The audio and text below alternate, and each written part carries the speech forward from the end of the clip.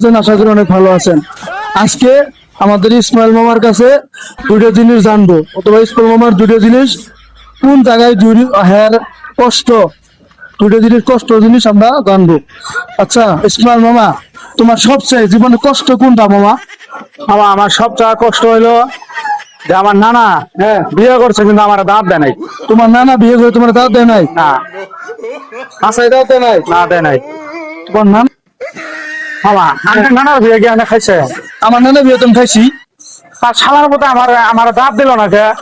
তোর দাঁত দিল না? আমার নানা, আমার নানি মারা গেছেন না, আমার নানি মারা যাওয়ার পরে আমার নানা বিয়ে করছে, আমি খাইছি।